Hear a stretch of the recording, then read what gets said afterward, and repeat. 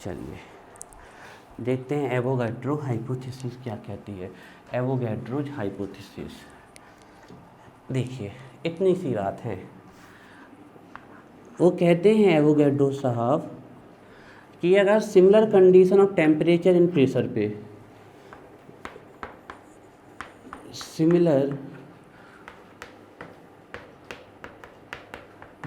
Conditions of temperature and pressure पे, अगर आप किन्हीं दो गैसेस का वॉल्यूम, जैसे मान लिया हमने यहाँ पर है O2, उसका वॉल्यूम कितना लिया 100 ml, और दूसरी यहाँ रख दी हमने H2, इसका वॉल्यूम भी क्या लिया हमने 100 ml, और हमने कहा मान लीजिए इसके 100 ml में कितने मॉलिक्यूल हैं, 1000 मॉलिक्यूल हैं, किसके, O2 के। तो ये कहते हैं इसके भी कितने आएंगे, 1000 ही आएंगे। अब देखो ये लॉ क्या कहता है, under similar condition of temperature and pressure equal volume of all gases always contain equal number of molecules. कैसे कंटेन करेगा, इक्वल नंबर ऑफ मॉलिक्यूल्स। हमने कहा हमने 100 ml O2 लिया, उसमें 1,00,000 मॉलिक्यूल हैं O2 के, तो 100 ml CO2 लेंगे तो उसमें भी कितने आएंगे, 1,00,000 ही आएंगे। 100 मोल NO2 लेंगे तो उसमें भी कितने आएंगे, 1,00,000 ही आएंगे। लेकिन कंडीशन क्या रखनी पड़ेगी, टेम्परेचर एंड प्रेशर। थोड़ा इसको और ध्यान से सुनो, हमने ये कहा कि मॉलिक्यूल सेम हो जाएंगे, मास सेम नहीं होगा, क्योंकि O2 का अपना मास है और H2 का अपना मास है। तो ये लॉ क्या कहता है, equal volume all gases always contain equal number of molecule. और ये बात आगे जाके भी सही साबित होती है। आप जब मोल कॉन्सेप्ट पढ़ोगे तो जब standard temperature and pressure, standard temperature gases के लिए होता है 0 डिग्री सेल्सियस और प्रेशर 180 m मान लो या 1 बार मान लो आप, ठीक है, ये होता है। इस पर किसी भी गैस के आप 1 मोल लोगे, मोल अभी आप लोगों ने पढ़ा नहीं है, तो उसका वॉल्यूम निकल के आता है 22.4 लीटर। ये आगे जाके भी साबित हो जाता है कि किसी भी गैस को आप STP पे लोगे 1 मोल, 1 मोल मतलब इतना 6.022 10⁻23 इतना लोगे तो उसका कितना आ जाता है वॉल्यूम, 22.4 लीटर आ जाता है। ये बात आगे जाके भी सही साबित हो जाती है। तो लिखिए according to this law, according to this law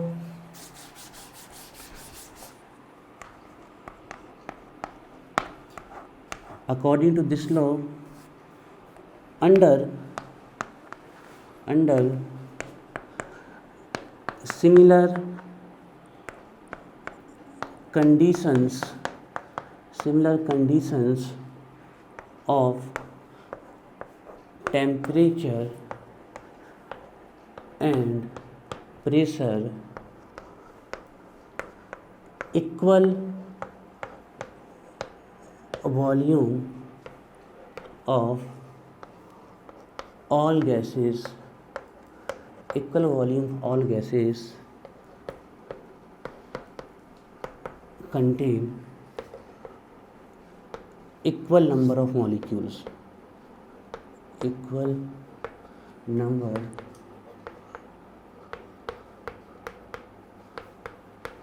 of molecules under similar conditions of temperature and pressure equal volume of all gases contain equal number of molecules, equal volume of all gases, equal volume of all gases contain equal number of molecules under similar condition of temperature and pressure equal volume of all gases contain equal number of molecules. For example,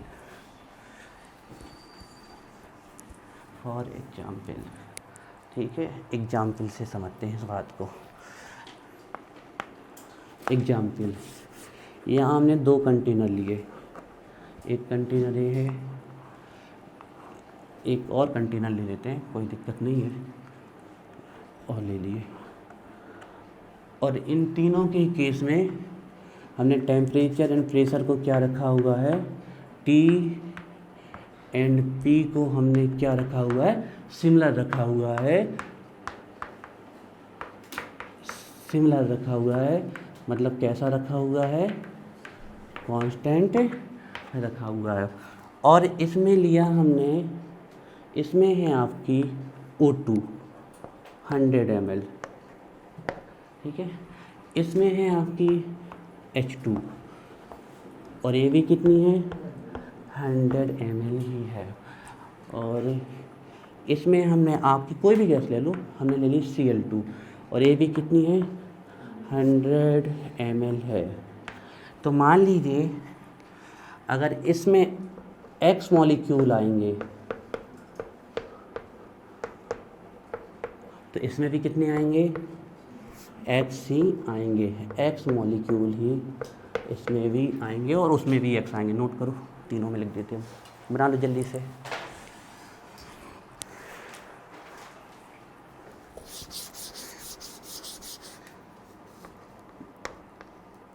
number of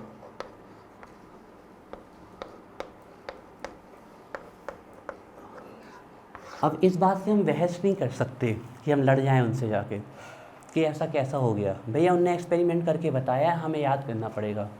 इसमें कोई लड़ाई नहीं की जा सकती उनसे जाके। तो इसके X है तो इसके भी X ही होंगे और इसके भी X ही होंगे। ओके, नोट करो जल्दी से। ज़रूरी नहीं आप यही गैसेस लिखो, कोई भी ले सकते हो। मान लीजिए इसके 100 ml में 1 लाख O2 हैं तो इसके भी 100 ml में 1 लाख H2 होंगी, 1 लाख Cl2 होंगी।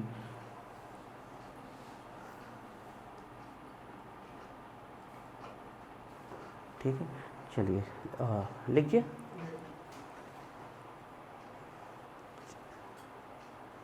कुछ भी लिख सकते हो आप अपना एग्जाम्पल लिख लो। ऐसे लिख दो, सपोज मान के 1000 molecule 1000 molecule 1000 molecule 1 lakh 1 lakh. एक एग्जाम्पल, कौन काउंटिंग की है यहाँ पर? काउंटिंग सिर्फ साइंस कर सकता है, हमारी हिम्मत नहीं है कि हम इनको काउंट कर सकें। हम एक गिलास पानी देते हो, कहें वाटर के मॉलिक्यूल काउंट करके बताओ, ज़िंदगी गुजर जाएगी लेकिन काउंट नहीं कर पाएंगे ना। तो वो सिर्फ साइंस ही कर सकती है। जब हम उस लेवल की पढ़ाई करके उस वहाँ तक पहुँच जाएंगे तो वो हम भी कर लेंगे फिर, ठीक है ना। फॉर एग्जाम्पल फिर से देखो, एग्जाम्पल हमने लिया, पहले नंबर तो टेम्परेचर एंड प्रेशर को सिमिलर कर देते हैं, इसको सेम रखना पड़ेगा। Temperature and pressure should be similar, similar लिया हमें, ठीक है। और हमने टेम्परेचर प्रेशर को सिमिलर रख के हमने कहा कि इसके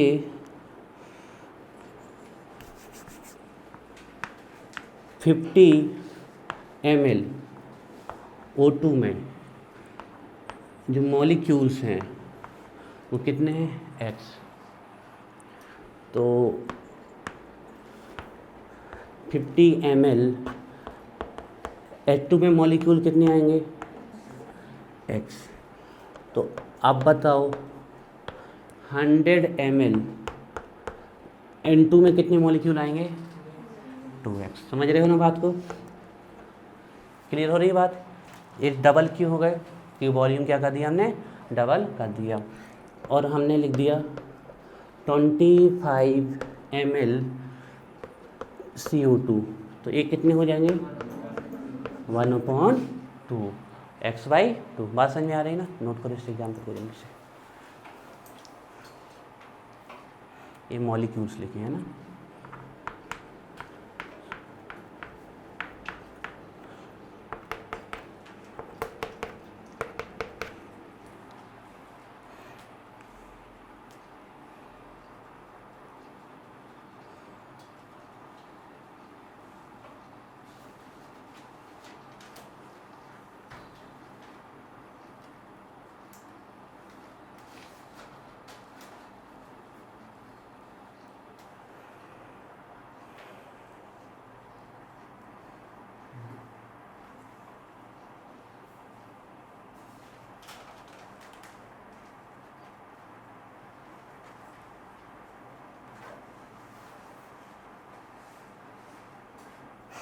ठीक है, एक एग्जाम्पल और देते हैं, इसको आप लोग करके बताओ जल्दी से।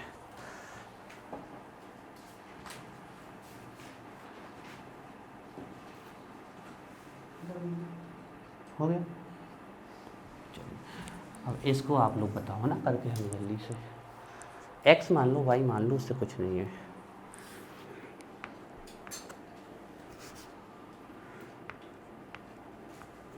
हमने कहा 50 लीटर में है, एक्स वाई जो मानना वो मान लो, ठीक है, जो आपकी इच्छा हो वाई। तो 100 लीटर में कितने होंगे, 200 लीटर में कितने होंगे, एंड 75 लीटर में कितने होंगे, निकाल के दिखाओ सब लोग। चलो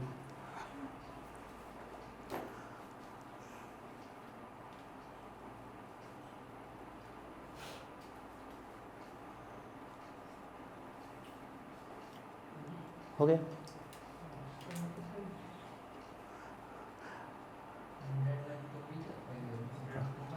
हाँ आज प्रणव आज एब्सेंट है ना, ये एब्सेंट वाला काम है। हाँ कर लो फिर बताओ, हो गया मैं हो गया 75 लीटर क्या, इससे निकाल लो। 50 लीटर में वाई है तो 1 लीटर में क्या हो जाएगा, वाई अपॉन 50।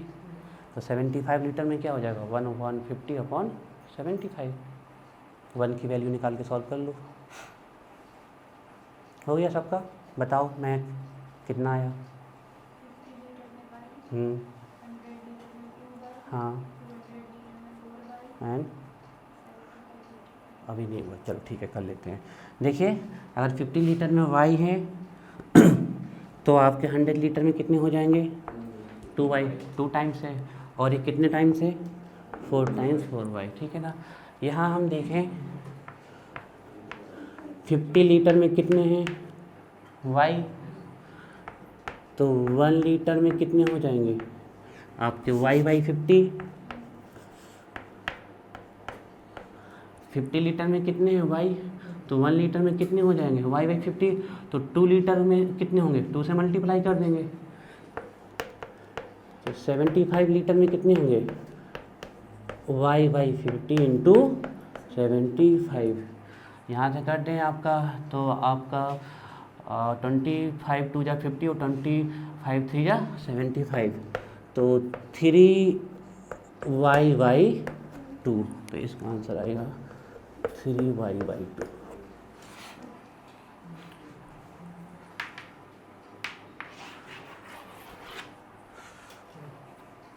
हो गया। देखो एक मिनट और लेंगे आपका। एवोगैड्रो हाइपोथेसिस के 3 एप्लीकेशंस हैं, तो 3 एप्लीकेशंस के फॉर्मूले मस्ट भी याद होने चाहिए। उनको ड्राइव भी हम कल करवा देंगे, लेकिन आज जल्दी से वो तीनों एप्लीकेशंस लिख लो, उनके फॉर्मूले लिख लो। आपके काम से फॉर्मूले आते हैं कि उनके फॉर्मूले कैसे होते हैं, आपके ड्राइव करना भी हम बाद में आपको सिखा दे, कल ही सिखा देंगे, ठीक है ना। डाली हो गया ये, डाली heading applications of Avogadro hypothesis. Applications of Avogadro hypothesis.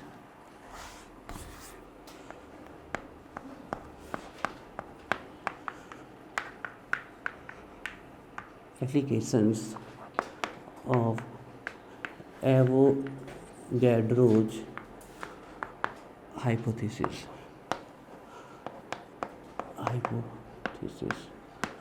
है ना। तो ये जल्दी से आप लोग लिख लीजिए, याद कर लीजिए इनको। एप्लीकेशंस ऑफ एवोगैड्रो हाइपोथेसिस में फर्स्ट पॉइंट लिखिए, हाँ,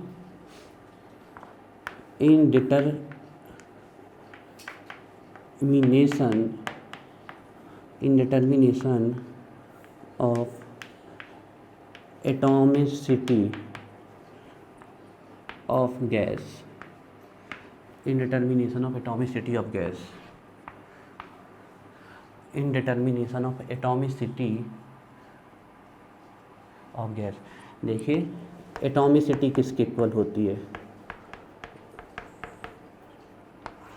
एटॉमिसिटी इक्वल होती है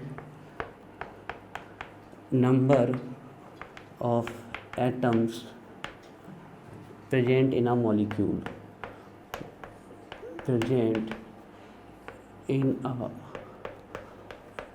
मॉलिक्यूल। ध्यान रखिएगा एटॉमिसिटी काम की चीज़ है आपकी। It is equal to number of atom present in a molecule. ठीक है। फॉर एग्जाम्पल हम आपसे पूछें, ये जो इनर्ट गैसेस होती हैं, helium, neon, argon, krypton, xenon and radon, क्या आपने कभी भी इनको मॉलिक्यूलर फॉर्म में लिखा है क्या? कभी भी आपने He2 नहीं लिखा होगा, क्योंकि ये कैसे एग्जिस्ट करती है, इनका सब कुछ यही है, यही इनका एटम है, यही इनका मॉलिक्यूल है, यही इनका कंपाउंड है, सब कुछ इनका यही होता है। तो अगर हम इनकी एटॉमिसिटी लिखें, तो अगर हम इनकी एटॉमिसिटी लिखें तो कितनी है? 1। तो ये कैसी कहलाएंगी? Mono atomic. नोट करिए, जल्दी नोट करिए, मोनो एटॉमिक। एग्जाम्पल, अब आपसे कभी भी कोई मोनो एटॉमिक गैस के एग्जाम्पल पूछ रहे हैं तो वो कौन है? Helium, neon, argon, krypton, xenon and radon. या इनका पूछ लें कि इनका एटॉमिक फॉर्म बताओ, तो यही है। इनका मॉलिक्यूलर फॉर्म बताओ, तो भी यही है, क्योंकि इनके मॉलिक्यूल्स में कितने एटम प्रेजेंट होते हैं? 1 एटम प्रेजेंट होते हैं। Number of atom present in a molecule of gas. नहीं हो पाएगा, चलो 1-2 मिनट देख लो, फिर कल करा पाएंगे। ठीक है, जैसे ये एग्जाम्पल हो गया आपका, है ना। और दूसरा देखते हैं यहाँ से। ऐसे हमने लिखा O2, N2, Cl2, ये हमने लिखा। तो बताओ इनकी एटॉमिसिटी कितनी आएगी? तो इनको हम कौन सी गैसें बोलेंगे? डायटॉमिक गैसेस बोलेंगे इनको हम। जी हमारी कहलाएंगी डायटॉमिक गैसेस। जैसे कि हम बात कर लें, ये ऑक्सीजन है और ये O3, ये ओजोन है, ध्यान रखिएगा, दिस इज ओजोन। बताओ ये कैसी हो गई? ट्राई एटॉमिक, है ना। तो ओजोन इज ट्राई। देखो ये सब तो गैसें हैं, लेकिन हम आपको थोड़ा और हट के बता दें, ज़रूरी नहीं है कि हम सिर्फ गैसेस की चर्चा कर रहे हैं तो हमने गैसेस के एग्जाम्पल लिखे, लेकिन कुछ और हम जैसे आपको बता दें एग्जाम्पल में, लेकिन ये गैसेस नहीं है। जैसे हमने बोला P4 सॉलिड होता है, फॉस्फोरस। बताओ इसकी एटॉमिसिटी कितनी आई? 4। तो ये कैसा हो गया? टेट्रा एटॉमिक हो गया, टेट्रा एटॉमिक, टेट्रा एटॉमिक, है ना। ये पर एक गैस नहीं है, सॉलिड है ना। गैसेस, ये सब बाकी इसके पहले गैसेस लिखा है। जैसे हम और बता दें, इसको आप पॉली एटॉमिक भी कह सकते थे, जैसे सल्फर 8 होता है। तो बताओ कैसे हुआ? ऑक्टा एटॉमिक, या फिर पॉली एटॉमिक भी बोल सकते हो। जब बहुत ज़्यादा होने लगे तो आप पॉली एटॉमिक भी कह सकते हो। ठीक है, चलो बाकी कल कराएंगे, लेट हो जाओगे तुम लोग।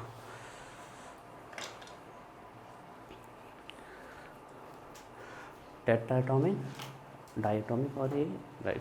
तो आप लोग इतना याद करके आओ कल, ठीक है। मॉडर्न डाल्टन्स की थ्योरी के वो याद करके आओ, मॉडर्न थ्योरी याद करके आओ, एवोगैड्रो हाइपोथेसिस, और ये छोटे छोटे इनके एक ही एप्लीकेशन होगा, बाकी हम कल कराएंगे।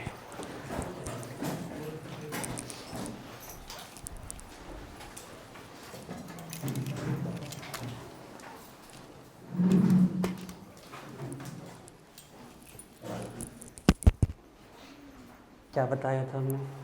एवोगैड्रो हाइपोथेसिस, और उसका एक शायद एक हो गया था एटॉमिसिटी, है ना। जितने एटम होंगे पर्टिकुलर मॉलिक्यूल में, उतनी ही क्या हो जाती है उसकी, फुल आ जाइए आइए बात आइए, उतनी ही हो जाती है उसकी एटॉमिसिटी। ठीक है। और जैसे कि हमने बात किया कि हमने लिखा O2, तो O2 के एक मॉलिक्यूल में कितने एटम है? 2। तो इसकी एटॉमिसिटी कितनी हुई? 2, मतलब ये डाई एटॉमिक है। हमने लिखा O3, तो इसमें अगर हम देखें, हमने लिखा O3, तो इसके एक मॉलिक्यूल में कितने एटम है? 3, तो इसकी एटॉमिसिटी हुई ट्राई, इसको बोलेंगे ट्राई एटॉमिक। और अगर मान लीजिए किसी में बहुत सारे हैं, जैसे इसको ऑक्टाएटॉमिक भी बोल सकते हैं, पॉलीएटॉमिक भी बोल सकते हैं। सेकंड डालिए। सेकंड रिलेशनशिप बहुत इंपॉर्टेंट है ना, आगे एम्पेरिकल फार्मूला उसी से सॉल्व होंगे, आगे जो एम्पेरिकल फार्मूला होंगे उसी से सॉल्व होंगे आपके, ठीक है। तो डालिए। नेक्स्ट सेकंड रिलेशन है आपका ये, देखिए relation between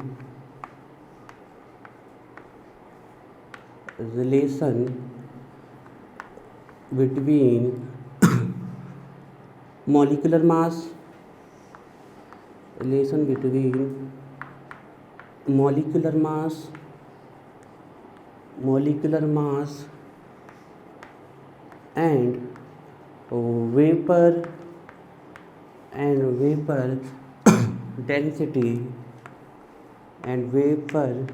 density of gas.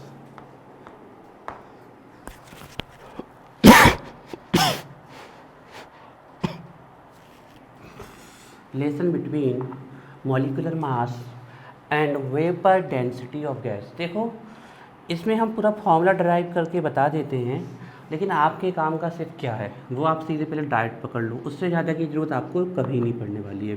क्या काम का है, देखिए कई बार आपको मॉलिक्यूलर मास दिया नहीं होगा, जब आपको अभी हम एम्पेरिकल फार्मूला कराएंगे तब आपको इस रिलेशन की इंपॉर्टेंस पता चलेगी।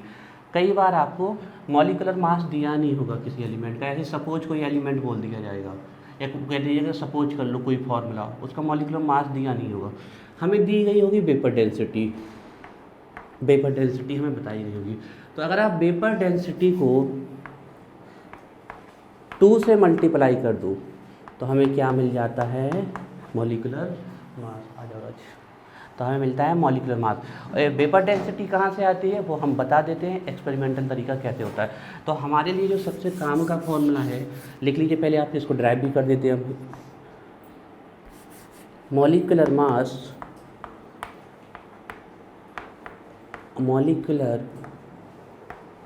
मास इक्वल होगा 2 multiply vapour density, 2 multiply vapour density. ये फॉर्मूला वेरी इंपॉर्टेंट, या हम कहें यही, इस इतनी बड़ी हेडिंग का सिर्फ यही फॉर्मूला आपके काम का है। बाकी हम इसको ड्राइव कर देते हैं, लेकिन आपको फाइनली इस फॉर्मूले को याद रखना है, ये है। अच्छा, मॉलिक्यूलर मास की जगह आप मॉलिक्यूलर वेट भी लिख सकते हो। केमिस्ट्री में मास एंड वेट में कोई फ़र्क नहीं होने वाला है, जो डिफरेंस होता है मास वेट में वो हम क्लियर कर चुके हैं। तो मास की जगह आप चाहते तो मॉलिक्यूलर वेट भी लिख सकते थे। तो 2 इंटू वेपर डेंसिटी, ये होता है इसका फॉर्मूला, जो कि बहुत इंपॉर्टेंस है आपका, ठीक है। अब जाने दो, बच्चे आ रहे हैं, 2 मिनट।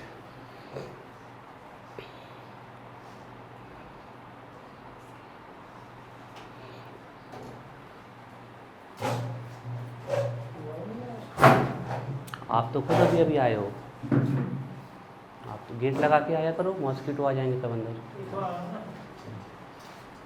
बैठो अपनी अपनी पोजीशन पे, जहाँ बैठते हो वहीं बैठना है रोज़, अलग जगह नहीं बैठना है, जहाँ बैठते हो रोज़।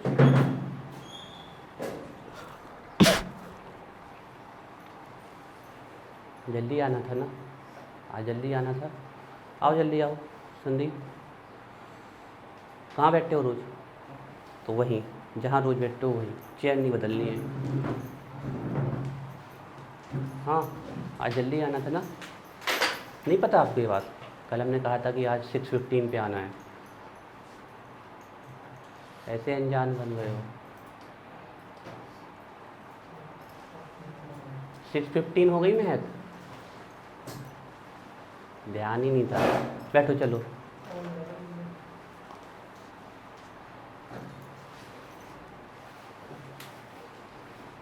सब ग्रुप लगा के वहाँ रास्ते पे हल्ला करते हो, तो एक साथ आए हो। आज जल्दी आना था, कोई नहीं आया जल्दी। हाँ, सब सबके दिमाग में अपना टाइम फिक्स है। अभी यहाँ से अपर्णा बची हुई है,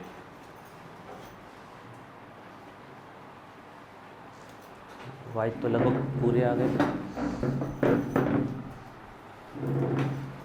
तुम लोग गेट खोल के आ गए, तो कितने मॉस्किटो आ गए अंदर।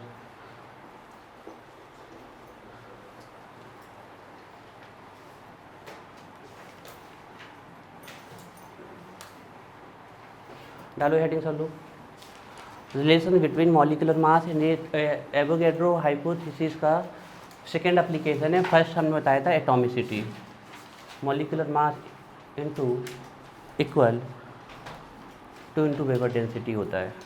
रिलेशन बिटवीन मॉलिकुलर मास या मॉलिकुलर वेट भी लिख सकते हो आप। रिलेशन बिटवीन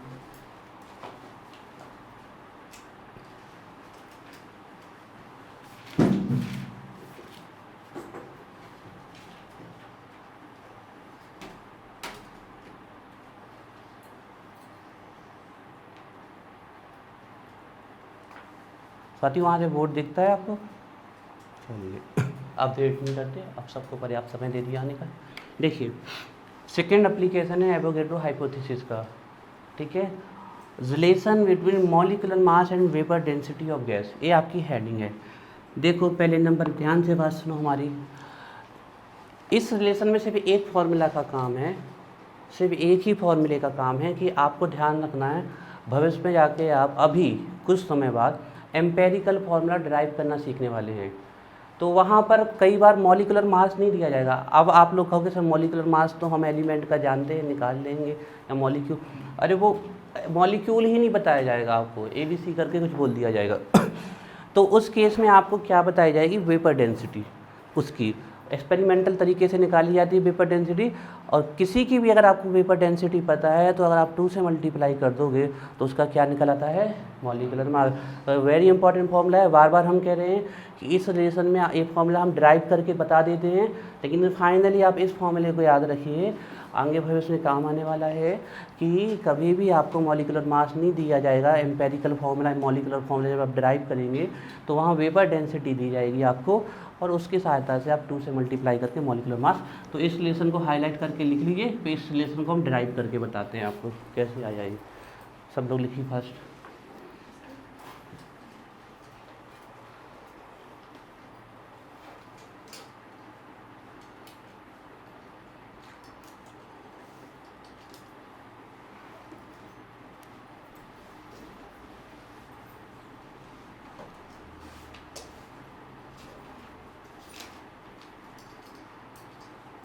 लिख गया?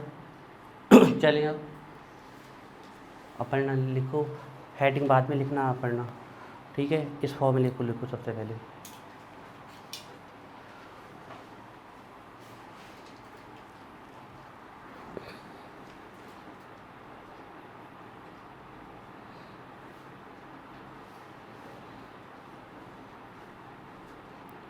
अब से हफ्ते में एक दिन 15 मिनट एक क्लास रखेंगे जो आप लोगों में से कोई एक बच्चा पढ़ाएगा। थोड़ा देखें तो कितना कॉन्फिडेंस है। यहाँ खड़े होने के बाद, पता है क्या होता है? ABCD भी भूल जाती है लोगों को। ये ऐसा प्लेस है, और यहाँ कितना कॉन्फिडेंट है। 12th के बच्चों में तो हमने कॉन्फिडेंस ला दिया, अब वो पढ़ाने लगे, तुम लोगों में भी आ जाएगा। जब फर्स्ट टाइम आओगे तो आंखें ऐसे ऐसे ऐसे जाएंगी, ऐसे सामने नहीं जाएंगी, और दिमाग में जो पढ़ने आए हो उसकी बजाय ये फीलिंग आएगी, देखो ये हमें कैसे दिख रहा, देखो ये हमें कैसे दिख रहा ये फीलिंग आएगी। और अपनी जो आपका जो मान सम्मान है उसकी ज़्यादा चिंता होती है आपको कि अरे कुछ गलत ना हो जाए। कुछ नहीं, बच्चे हो, सब चलता है इस समय, तो कुछ भी हो जाए, कोई चीज़ मन पे लेनी ही नहीं है इस समय, सब गलतियाँ माफ़ हैं आप लोगों की। तो हफ्ते में एक दिन आप लोगों को 10 या 15 मिनट पढ़ाना है। हम किसी को भी बुला सकते हैं, तैयार रहें, अच्छा टॉपिक तैयार करके रखें। हाँ कोई भी, ठीक है। 10 मिनट देंगे हम, और वो डालेंगे भी हम यूट्यूब में, जिसमें सब लोग देख सकें आपकी परफॉर्मेंस, ठीक है। चलिए अब इस लेसन को ड्राइव करके लाते हैं। और हर रोज़ एक मोटिवेशनल थॉट याद करके आया करो। 12th के बच्चों को ये होमवर्क है हमारा रोज़ का कि एक मोटिवेशनल थॉट उनके पास होना चाहिए। हम किसी से रोज़ अचानक पूछते हैं तो एक जो होते एक अच्छी बात, जो एक अच्छी बात हो जो कहानी हो, जो एक अच्छी बात हो, ठीक है। तो जो एक अच्छी बात रोज़ याद कर लाई हो, ठीक है। हम कभी भी यहाँ खड़ा करके तुमसे कहेंगे कि बताओ, तो फिर जो ना कहिए जो कहो। आओ आओ, कल आप नहीं आए, कोई बात नहीं, आ जाया करो। 11th में सब माफ़ है, 12th के बच्चों को भगा देते हैं हम, 11th को सब माफ़ है। लेट हो जाओ, कोई प्रॉब्लम हो जाए, कोई डरने की जरूरत नहीं है, आराम से आके बैठ जाओ, पर रेगुलर आओ, ये ध्यान रखो। बैठो, चलो अपनी जगह पे आओ, जहाँ रोज़ बैठते हो वहीं आओ।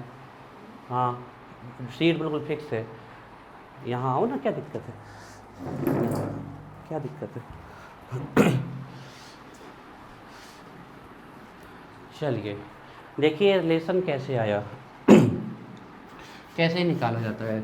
तो कभी भी आपको किसी की वेपर डेंसिटी निकालनी है, ड्राइव करके बता रहे हैं फॉर्मूला, इसकी आपको कोई ज़रूरत नहीं है, लिख इसलिए आपके काम का वही है।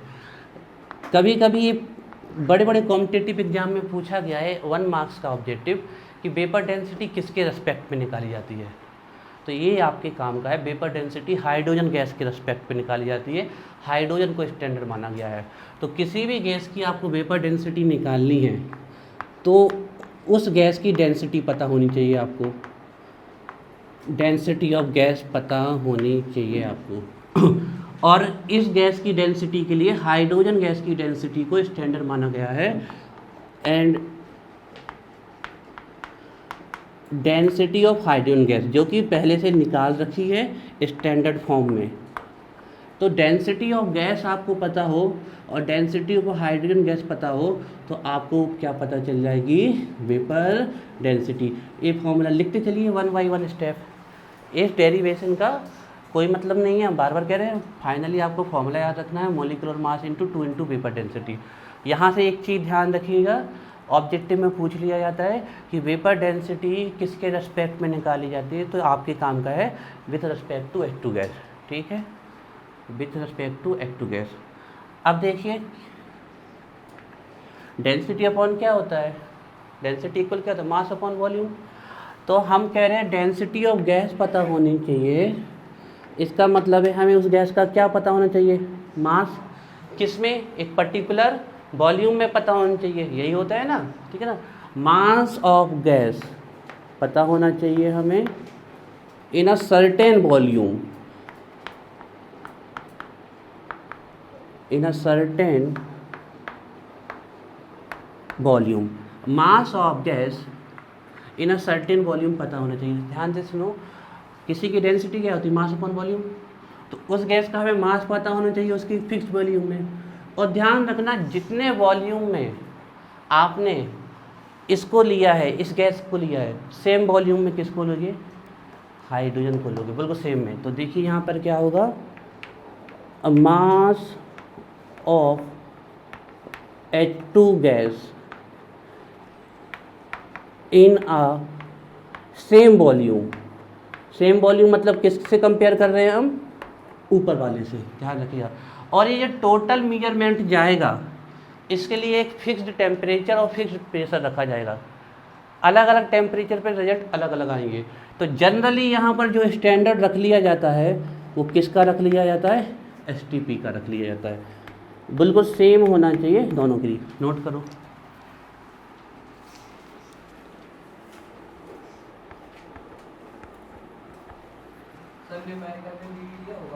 हाँ हमेशा ऑलवेज ऑलवेज ऑलवेज दिया होगा ना, क्योंकि किसी को कोई पता थोड़ी है BD क्या होती है, वो तो आपको बताई जाती है, ऑलवेज।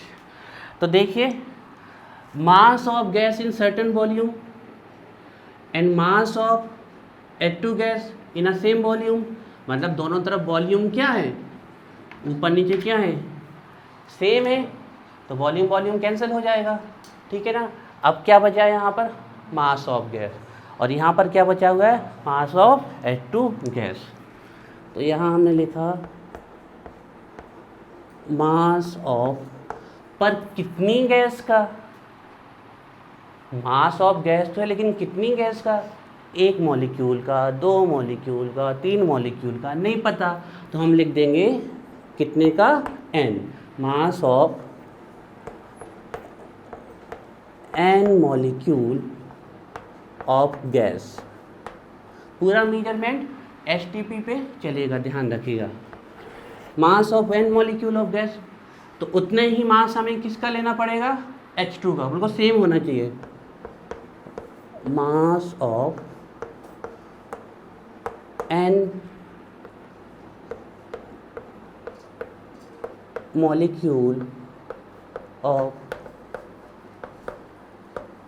H2 गैस, बिल्कुल सेम होना चाहिए।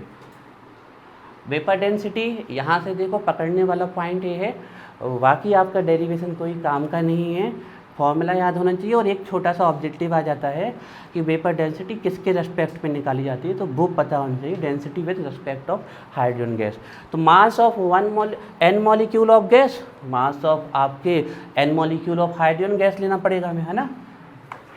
अब आगे देखिए फर्स्ट, अब हम क्या करते हैं, एन मॉलिक्यूल तो हमें पता ही नहीं, 2 भी हो सकते हैं, 100 भी हो सकते हैं, 1000 भी हो सकते हैं। तो हम फिक्स करेंगे यहाँ पर कितने ले लें, 5-5 ले लें, 10-10 ले लें, चल जाएगा, लेकिन सेम लेना पड़ेगा। तो 5-5 10-10 क्या होता है, इससे कोई रिलेशन नहीं बनता। जब भी आप कोई रिलेशन बनाते हो तो एक का बनाते हो, यूनिट का। फिर यूनिट्स जैसे आपको परसेंटेज निकालना, अगर 1% की वैल्यू पता चल गई तो फिर कितने भी परसेंटेज की निकाल सकते हो, ऐसा होता है ना। तो यूनिट, तो अब हम दोनों तरफ कितने कितने मॉलिक्यूल रख देंगे, यहाँ भी 1 और यहाँ भी 1। तो लिखिए vapour density equal mass of 1 molecule of gas, 1 molecule of gas, mass of 1 molecule of gas. तो हमें हाइड्रोजन का भी कितना लेना पड़ेगा, 1 ही लेना पड़ेगा फिक्स है। Mass of 1 molecule of H2 gas, mass of 1 molecule of H2 gas.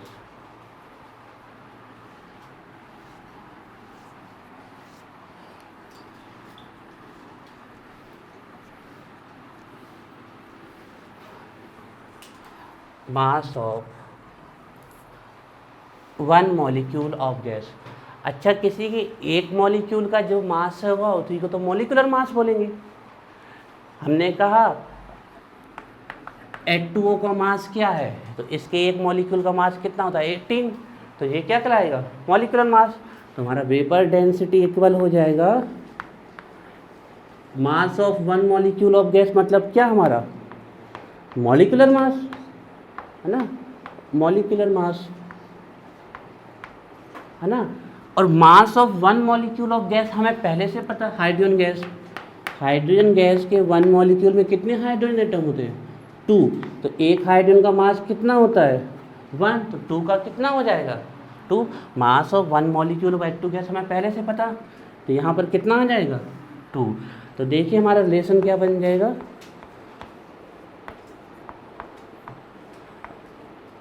Molecular mass equal क्या हो जाएगा, 2 मल्टीप्लाई वेपर डेंसिटी। आ गया फॉर्मूला जो हमने स्टार्टिंग में लिखवाया था, है ना। ये ही फॉर्मूला आपके काम का है। इस फॉर्मूले को बढ़िया से हाईलाइट करके याद कर लो, पूरा डेरिवेशन आपको कहीं भी याद करने की ज़रूरत नहीं है, ठीक है। ये लो, ये आपके काम का फॉर्मूला है। मॉलिक्यूलर वेट भी लिख सकते हो आप, ध्यान रखिए केमिस्ट्री में मास और वेट में ज़्यादा डिफरेंस नहीं किया जाता है, बिल्कुल सेम रखा जाता है। बाकी आपका डिफरेंस होता है, हम उस पर डिस्कशन भी कर चुके हैं। फॉर्मूला याद हो गया, मॉलिक्यूलर मास। तो 2 एप्लीकेशंस हो गए हमारे, याद कर लीजिए। फर्स्ट एटॉमिसिटी, स्कूटी में चाबी निकाल लीजिए, कहाँ पे रखी है, उस साइड रखी है। लो भैया हट गए।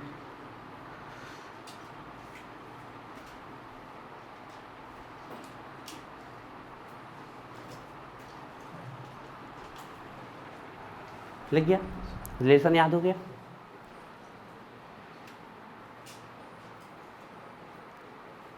मिल गई, मिल गई, आ जाओ। Thank you. देखो एवोगैड्रो हाइपोथेसिस क्या कहती थी, equal volume for all gases contain equal number of molecule. किस कंडीशन में, under similar condition of temperature and pressure. First उसका हमने याद किया था एप्लीकेशन एटॉमिसिटी। अगर किसी में एक एटम है तो उसकी एटॉमिसिटी एक, और सिर्फ इनर्ट गैसेस ही हैं जिनकी एटॉमिसिटी कितनी होती है 1। फिर O2 की डायटोमिक, O3 की ट्राइटोमिक, जैसे भी हो। फिर हमने दूसरा लेसन देखा, lesson between molecular mass and vapour density of gas. ये क्या होता है, मॉलिकुलर मास आपको आगे नहीं बताया जाएगा, एम्पेरिकल फॉर्मूला जब आप निकालोगे। वेपर डेंसिटी बताई जाएगी, आपको क्वेश्चन में दी रहती है, तो 2 से मल्टीप्लाई कर देंगे तो हमें क्या मिल जाएगा, मॉलिकुलर मास। इस लेसन को अच्छे से याद करना है। लास्ट लेसन है एवोगैड्रो हाइपोथेसिस का, लास्ट एप्लीकेशन है, ये भी बहुत इंपॉर्टेंट है, लिखिए।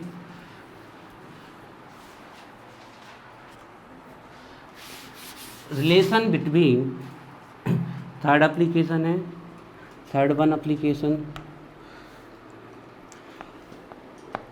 रिलेशन बिटवीन मॉलिक्यूलर मास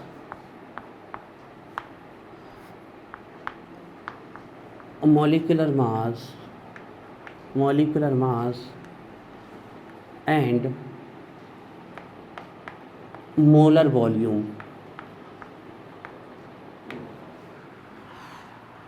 देखिए इस चैप्टर की जो हम कह सकते हैं, इस चैप्टर का जो सबसे इम्पॉर्टेंट कॉन्सेप्ट है वो है मोल। हम मोल की तरफ बढ़ रहे हैं धीरे धीरे। किसके, relation between molecular mass and molar volume. आपके relation between molecular mass and molar volume. देखो सबसे पहले यहाँ पर मोलर वॉल्यूम का मतलब क्या होता है, सबसे पहले इसको समझो आप। What is the means of molar volume. ठीक है, ये मोलर लिखा है हमने। मोलर वॉल्यूम का मतलब क्या होता है, मोलर वॉल्यूम का मतलब होता है वॉल्यूम ऑफ 1 मोल। इसका मतलब क्या होता है, वॉल्यूम ऑफ 1 मोल। अब आप लोगों को हम एक छोटी सी बात पहले बता दें। जैसे हमने लिखा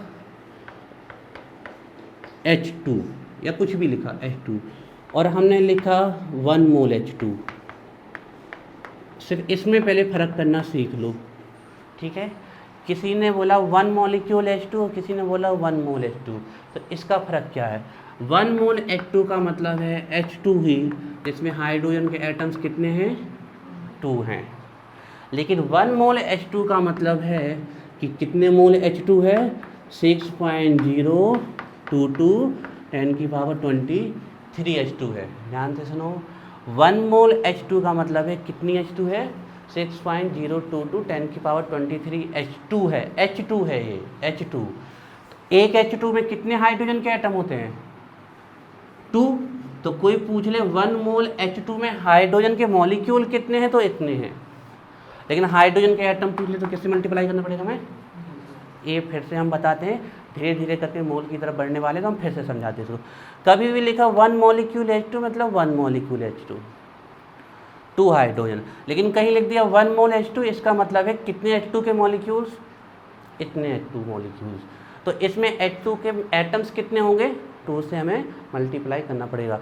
अब जो इतने का, किसी भी गैस के इतने का जो वॉल्यूम होता है, अगर कोई भी गैस इतनी लोगे तो वो कितना वॉल्यूम कवर करेगी, उसी को हम बोलते हैं मोलर वॉल्यूम। और ये क्या होता है, 1 मोल का। 1 मोल मतलब कितने का, Na का। Na जानते हो ना क्या कहलाता है, Na इक्वल 6.022 इंटू 10⁻23, ये होता है Na का मतलब। तो मोलर वॉल्यूम इक्वल होता है volume of 1 mole of gas आपका। और कोई भी गैस होगी, अगर आप उसे STP पे मेजर करोगे तो उसका मोलर वॉल्यूम बिल्कुल फिक्स हो गया है ना। पहले इसको इतना लिखो, मोलर वॉल्यूम इक्वल, और ये यहाँ पर बगल में नंबर भी लिखो। मोलर वॉल्यूम मतलब होता है volume of 1 molecule of gas, volume of 1 mole of gas, not molecule, volume of 1 mole of gas, 1 mole of gas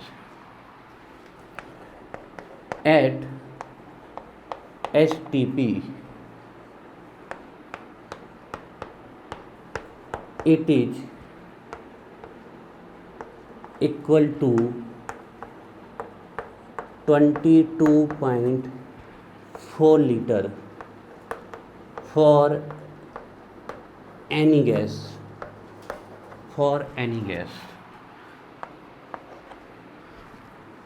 कोई पूछे 1 मोल CO2 का वॉल्यूम बताओ 22.4 लीटर, कोई कहे 1 मोल H2 का वॉल्यूम बताओ 22.4 लीटर, कोई कहे 1 मोल हीलियम का वॉल्यूम बताओ कितना 22.4 लीटर।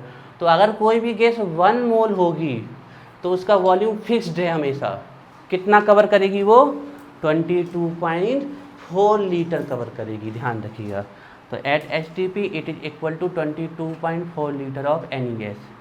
तो अब क्वेश्चन होगा सर आपने मॉलिक्यूलर मास से तो इसका कोई रिलेशन नहीं बताया, सिर्फ मोलर वॉल्यूम बताया हमें, तो हम इसका मॉलिक्यूलर मास से भी इसका रिलेशन बता दे रहे हैं।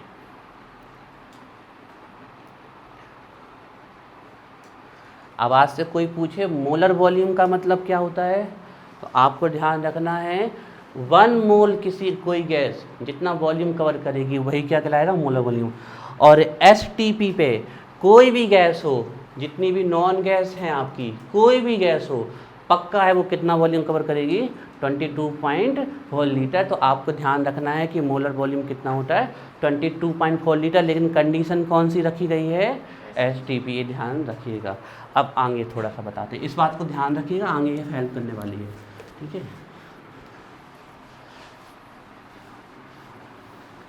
अब सुनो, यहाँ पर हम आपको एक चीज़ बताएं थोड़ी सी, है ना, कुछ चीज़ें अभी धीरे धीरे समझ में आएंगी, है ना, जैसे जैसे कॉन्सेप्ट बढ़ता जाएगा वो क्लियर होती जाएंगी, लेकिन धीरे धीरे समझ में आएंगी। देखो हम आपको क्या बता रहे हैं, ध्यान से समझिएगा, इसी की तरफ हम फिर बढ़ रहे हैं। हमने बोला मॉलिक्यूलर मास, हम एक एग्जाम्पल से समझा रहे हैं आपको। हमने बोला मॉलिक्यूलर मास, ठीक है ना, ऑफ किसी का भी ले लो, कोई भी गैस, चलो हमने H2 ले ली, O2 ले ली, कोई भी ले लो, मॉलिक्यूलर मास ऑफ H2, ध्यान से रखिएगा। जब हमने कहा मॉलिक्यूलर मास ऑफ H2, इसका सीधा सा मतलब O2 या कोई भी गैस, तो इसका सीधा सा मतलब है हम कितने मॉलिक्यूल ऑफ O2 का मास कह रहे हैं, 1 मॉलिक्यूल ऑफ O2 का मास। और 1 मॉलिक्यूल ऑफ O2 में कितने ऑक्सीजन के एटम होते हैं 32। और अभी हम आपको समझाया नहीं, लेकिन लिख देते हैं डायरेक्ट, इसको किस में लिखेंगे हम एटॉमिक मास यूनिट में। ये रिलेशन अभी बस थोड़ी देर में हम आपको समझाते हैं, 32 AMU लिख देंगे। लेकिन गलती से भी आपने यहाँ पर गलती से क्या, हमें तो आगे जाके बार बार यही लिखना है, लेकिन आपने अगर कहीं इसके साथ यूनिट लिख दी 32 ग्राम, तो इसका मतलब क्या है बता सकते हो आप? न्यूमेरिकल वैल्यू हमेशा सेम होती है, लेकिन इसमें ज़मीन आसमान का अंतर है। ये 32 एक मॉलिक्यूल का मास आया है, और ये 32 ग्राम 1 मोल गैस का मास है। न्यूमेरिकल हमेशा ये सेम आएंगी, लेकिन यूनिट किस में हो जाएंगी, ग्राम में हो जाएंगी आपकी। ये कैसे होता है, ये सब आपको धीरे धीरे करके क्लियर हो जाएगा, लेकिन अभी तो आप बिल्कुल दिमाग में इस चीज़ को फिक्स कर लो, जिसकी हमें आगे जाके हमें ये कैसे आया उसकी ज़रूरत नहीं पड़ती है, वो हम आपको समझाएंगे। हमें तो सब ये पता होना चाहिए कि अगर हमने एटॉमिक मास यूनिट में लिखा है तो वो 1 मॉलिक्यूल का होता है, और ग्राम में लिख दिया तो 1 मोल का होता है, ये फ़र्क पता होना चाहिए। तो ये लिखा है मॉलिक्यूलर मास ऑफ HO2, कितने मॉलिक्यूल ऑफ O2 का मतलब मॉलिक्यूलर मास ऑफ O2 मतलब 32 में एक कितने मॉलिक्यूल का लिखा हुआ है, फॉर 1 मॉलिक्यूल, एक मॉलिक्यूल के लिए लिखा। और 32 ग्राम ये किसके लिए लिखा है आपका, ये लिखा हुआ है for 1 mole of O2, 1 mole of O2। जैसे ही हमने बोला 1 मोल ऑफ O2, इसका मतलब क्या है 6.022 10 की पावर 23 क्या O2। तो इसका मास कितना होता है 32 ग्राम। इतनी O2 का मास कितना होता है 32 ग्राम, और एक O2 का मास कितना होता है 32 AMU। थोड़ा सा अजीब फीलिंग आ रही होगी, लेकिन बिल्कुल फिक्र मत करो, कॉन्सेप्ट क्लियर हो जाएगा। लेकिन आज के बाद आपको पता होना चाहिए कि अगर ग्राम में किसी का मास लिखा हुआ है तो उसका मतलब है वो मोल का है।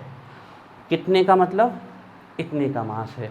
और अगर वो एटॉमिक मास यूनिट में लिखा हुआ है तो वो मॉलिक्यूल का है, जो भी मॉलिक्यूल दिया होगा, मतलब वो कितने का है, एक का है। तो 6.0223 है O2 32 ग्राम। नोट करो इतना।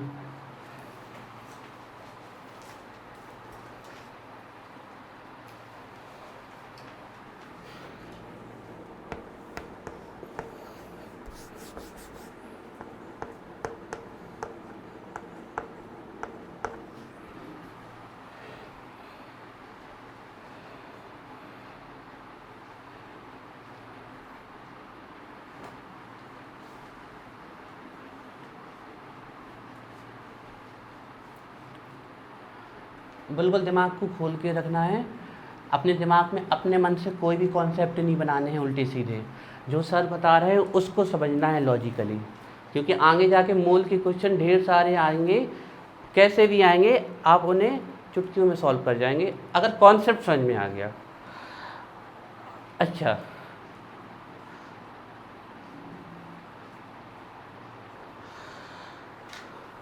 तो देखिए हम आगे क्या कर रहे हैं, ध्यान से देखिएगा।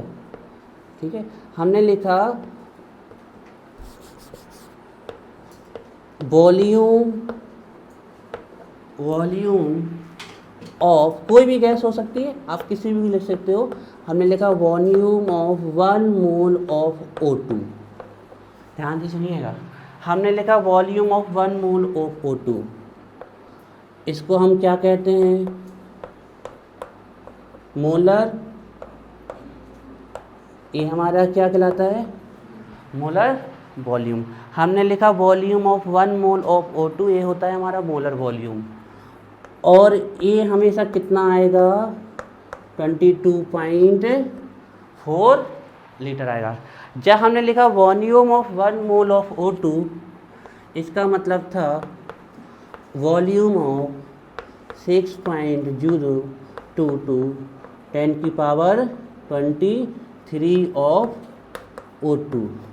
तो इतनी O2 कितना वॉल्यूम कवर करती है, 22.4 लीटर। अब एक रिलेशन देखो, इतनी O2 का मास कितना होता है और इतनी ही O2 कितना वॉल्यूम कवर करती है, 22.4 लीटर। तो हम फाइनली ये क्या कहना चाहते हैं, हम ये कहना चाहते हैं कि अगर कोई भी गैस 1 मोल हो गई, कोई भी चीज़ 1 मोल हो गई, हम सिर्फ एक गैस के लिए बात कर रहे हैं, ठीक है। हमने लिखा 1 mole of gas, 1 mole of gas, कोई भी चीज़ 1 मोल हो गई, तो ध्यान रखिएगा उस समय उसका मोलर वॉल्यूम कितना हो जाएगा, 22.4 लीटर। और उसका मास, जैसे हम यहाँ पर पर्टिकुलर एग्जाम्पल ले लेते हैं, 1 मोल ऑफ O2, ठीक है, ये हमने इसका एग्जाम्पल ले लिया। तो 1 मोल ऑफ O2 का मोलर वॉल्यूम कितना होगा, 22.4 लीटर। और इतनी ही O2 का मास कितना आएगा, 32 ग्राम। कितना आएगा, 32 ग्राम। तो अब हम रिलेशन क्या बताना चाहते थे, हम ये बताना चाहते थे कि अगर कोई भी गैस 1 मोल हो गई, इसका मतलब है हमने कितने वॉल्यूम, कितने मोल, कितने उसके मॉलिक्यूल का मास निकाला है, 6.022 10⁻23 मॉलिक्यूल का मास निकाला है। और वो हमेशा किसके इक्वल आएगा, 22.4 लीटर। और उस गैस के 1 मोल का मास न्यूमेरिकली आपके एटॉमिक मास यूनिट के इक्वल होगा, ठीक है, लेकिन यूनिट क्या लिखी जाएगी, 32 ग्राम। तो ये जो मास लिखा है 32 ग्राम, बताओ ये कितने का लिखा हुआ है, 6.022 10⁻23। और ये जो वॉल्यूम लिखा हुआ है, एक कितने मॉलिक्यूल O2 का लिखा हुआ है, 6.022 10⁻23। तो 1 मोल किसी गैस का वॉल्यूम होगा तो 22.4 लीटर होगा।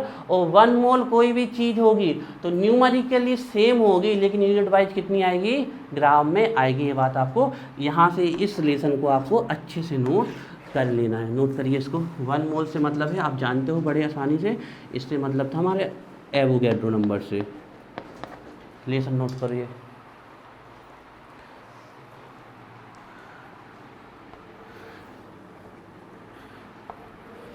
इतनी गैस का mass similar to molecular mass but numerically in gram, और वॉल्यूम भी इतनी ही किसी चीज़ का वॉल्यूम। ठीक है, अभी हम आपको एक एग्जाम्पल से पूछते हैं तो आपको अच्छे से क्लियर हो जाएगा।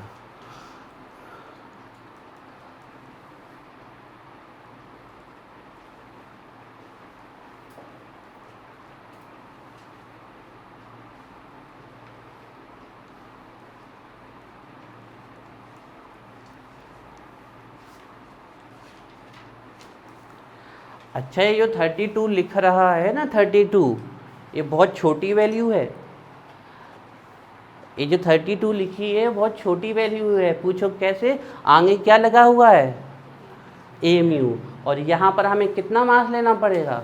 1/12 ऑफ कार्बन 12, 1/12 ऑफ कार्बन 12 को लेना पड़ेगा आपको, और उसके मास से जब इसको आप मल्टीप्लाई करोगे तो बहुत छोटी वैल्यू आने वाली है। ध्यान देखिए, बहुत छोटी वैल्यू लिखी हुई है, क्योंकि कितने मॉलिक्यूल की लिखी हुई है?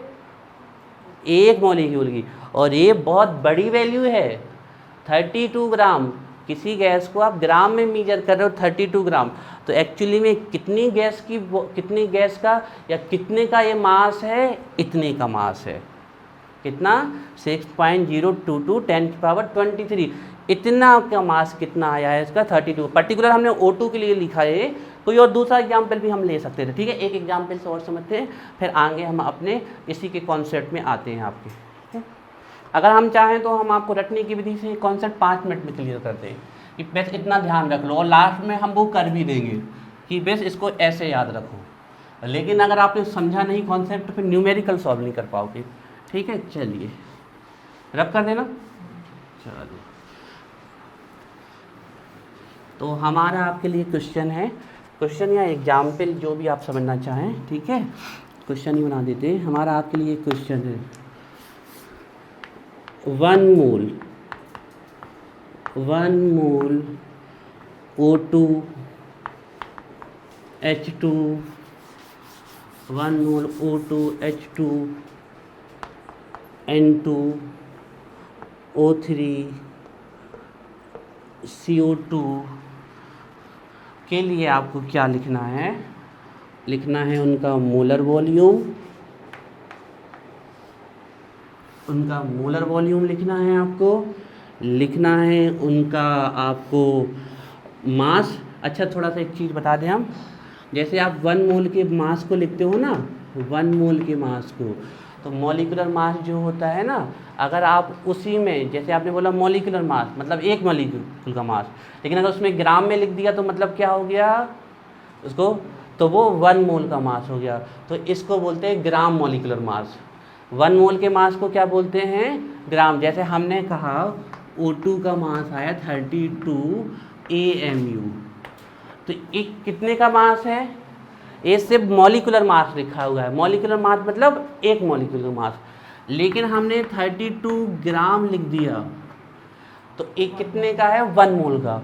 ग्राम में लिखा, मॉलिक्यूलर मास को हमने किस में लिखा? ग्राम में, तो उसको हम क्या बोलते हैं? Gram molecular mass. तो ध्यान रखिएगा, ग्राम मॉलिक्यूलर मास मतलब 1 मोल का। और हम सिंपल कर देते हैं, आज के बाद केमिस्ट्री में किसी का भी मास, चाहे वो कोई भी एलिमेंट है या कोई भी मॉलिक्यूल है, ग्राम में लिखा मिल जाए आपको, तो सीधे से मतलब वो कितने मोल का है? ए। बिल्कुल फिक्स मान लो, बिल्कुल 100% फिक्स है। अगर किसी, चाहे वो एटम हो, चाहे वो एलिमेंट हो, चाहे कंपाउंड, चाहे मॉलिक्यूल हो, उसकी यूनिट आगे ग्राम लिख दी गई, तो इसका सीधा सा मतलब है वो कितने का मास लिखा हुआ है? 1 मोल का। तो हम जब भी बोलेंगे ग्राम मॉलिक्यूलर मास, इसका सीधे से सीधा मतलब है वो 1 मोल का। हम बोले ग्राम एटॉमिक मास, तो वो कितने एटम का है? 1 मोल एटम का है। हम कोई भी चीज़ अगर उसके साथ ग्राम यूनिट, अब ये आता है कैसे, वो अभी खोज की बात है, वो हम आपको बताएंगे आगे, लेकिन ध्यान रखना। तो ये लिखा हमने मोलर वॉल्यूम। अब ध्यान से देखना, यहाँ हम लिख रहे हैं ग्राम मॉलिक्यूलर मास, ठीक है, और यहाँ सिर्फ लिख रहे हैं मॉलिक्यूलर मास, यहाँ सिर्फ मॉलिक्यूलर मास है ना। लिख के दिखाओ जल्दी से तीनों के लिए रिलेशन। मोलर वॉल्यूम का मतलब है इतने का वॉल्यूम, एवोगैड्रो नंबर का वॉल्यूम, और ग्राम मॉलिक्यूलर मास का भी मतलब है इतने का मास। और मॉलिक्यूलर मास का मतलब है 1 मॉलिक्यूल का मास।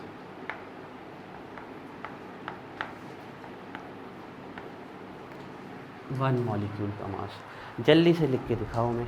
अभी हम मानते हैं कि आधा अधूरा चल रहा है सब, जल्दी ये पूरा पूरा कर देंगे हम, आपको समझ में आए। अभी भी किसी को समझ में नहीं आया ना तो परेशान मत होना बिल्कुल। अभी तो कॉन्सेप्ट हमने gram molecular mass, gram molecular mass, gram molecular. अब तुम देख लो इतने का है, कौन सी यूनिट लिखोगे, मॉलिक्यूलर मास में कौन सी यूनिट जाएगी, और इसमें हम अभी हमने इस कॉन्सेप्ट को समझाया नहीं है आप लोगों को, तो आप लोग फिक्र मत करिएगा बिल्कुल भी। अभी तो हमने सिर्फ ऐसे ही आपको थोड़ा सा अभी इस कॉन्सेप्ट में आ रहे हैं, है ना। तो जिसको बिल्कुल भी समझ में नहीं आए तो बिल्कुल परेशान नहीं होना है, क्योंकि अभी इस कॉन्सेप्ट को तो चालू ही नहीं किया है, तो हमने डायरेक्ट उठा के अब बस हम आ ही रहे हैं इसी कॉन्सेप्ट में। तो देखिए कोई भी गैस अगर 1 मोल हो जाएगी तो उन सब के लिए आंसर कितना आने वाला है, 22.4 लीटर। ये 100% क्लियर बात है। चाहे वो कोई भी गैस हो, अगर उसका मोलर वॉल्यूम लिखोगे आप तो कितना होगा, वो 22.4 लीटर होगा। अब बात कर ले पहले हम मॉलिक्यूलर मास की, तो इसका कितना होगा, एक ऑक्सीजन का कितना होता है 16, तो 2 का कितना हो जाएगा मॉलिक्यूलर मास 32 AMU। या देखिए AMU को ही बोलते हैं unified mass, it is also called unified mass, और इसी को डाल्टन, तीनों यूनिट सेम है, ध्यान रखिए। हमने लिख दिया 32 AMU। अब यूनिट सबकी सेम चली आई है, ठीक है, 32 AMU। H2 का कितना हो जाएगा, चेक करें हम, O2 का 32, H2 का कितना हो जाएगा 2 हो जाएगा। N2 का एटॉमिक नंबर 7 H14, तो कितना हो जाएगा ये, N2 का कितना हो जाएगा आपका, बात करें हम तो 28 AMU। क्लियर है। इसका कितना हो जाएगा 48 AMU। इसका कितना हो जाएगा 44 AMU। कार्बन का कितना होता है 6 12, ऑक्सीजन का कितना होता है 8 16, एक कार्बन 12, 2 ऑक्सीजन है तो कितना 32, कितना हो गया 44। अब इनका ग्राम मॉलिक्यूलर मास लिखें हम, इन सब का ग्राम मॉलिक्यूलर मास लिखें हम, तो बताओ सिर्फ क्या जुड़ जाएगा, ग्राम। न्यूमेरिकली क्या आएगा सेम, लेकिन बहुत बड़ा फर्क है, ये एक मॉलिक्यूल का मास है और एक कितने का है, 1 मोल का मास है, फर्क बहुत बड़ा है। और हम ये मानते हैं कि अभी आपको थोड़ा सा रटने के हिसाब से तो समझ में आ गया कि रटने में वैसे इसको AMU लिख दो और इसको ग्राम में लिख दो, लेकिन कॉन्सेप्ट भाई अभी भी आपको ज्ञान बहुत अधूरा है। वो मूल कॉन्सेप्ट की तरफ हम बढ़ रहे हैं, तो बस बता देंगे आपको ये कैसे होता है। 32 ग्राम, 2 ग्राम, 28 ग्राम, 48 ग्राम, 44 ग्राम, है ना, ठीक है। चलिए डालिए heading, atomic mass, atomic mass. अगर आपने एटॉमिक मास समझ लिया तो आपने सब कुछ समझ लिया। एटॉमिक मास समझ लिया तो आपने मॉलिक्यूलर मास भी समझ लिया, सब कुछ समझ लिया आप लोगों ने फिर से। एटॉमिक मास ही हमें समझना है। हेडिंग डालिए एटॉमिक मास, ठीक है। जितना टाइम लेना हो समझने में ले लीजिएगा, एटॉमिक मास को समझने में जितना भी टाइम लेना है, तो अगर आपको एटॉमिक मास समझ में